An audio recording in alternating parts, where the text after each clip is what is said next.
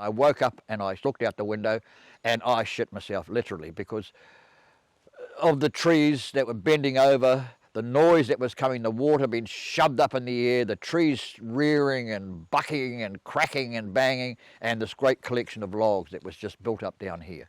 I've lost 15 metres, maybe 20 metres of land just slid into the river from this last one. Cyclone Gabrielle was a big one. It had lots of wood, but nothing like what we're getting now. It didn't create the damage that we've got on the sides of the rivers now, which is the big one.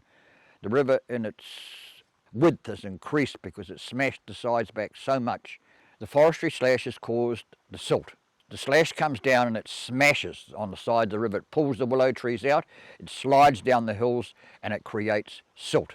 And every time the logs came down, they smashed a few more willows. And this is just taken it, just gone.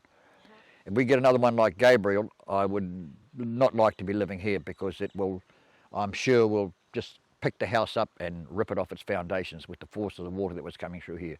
Before I had a stop bank along there that protected it all. Well, Gabrielle just leapt across the top of that. So we either have to, well, we have to move our house. We can't leave it there. But do I move it out the front and go through another storm, or do I move it away to somewhere else? I don't know. It all depends on the insurance company, doesn't it? If they pay us out and they say, okay, your house is too damaged to live in, well, then they pay us out. We're not rich people. We don't have a lot of money.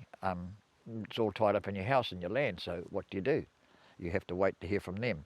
At the moment, it looks like the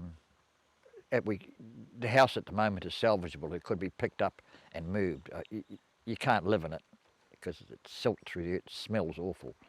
My partner, she actually owns this house. She's the sole owner of it. The trauma of this has been too much for her, and she suffered a breakdown and she's had to go and stay in Gisborne to get away from it. So that's part of what's going on here. But apart from that, I'm staying here and pushing on because what else can you do? We have to keep going.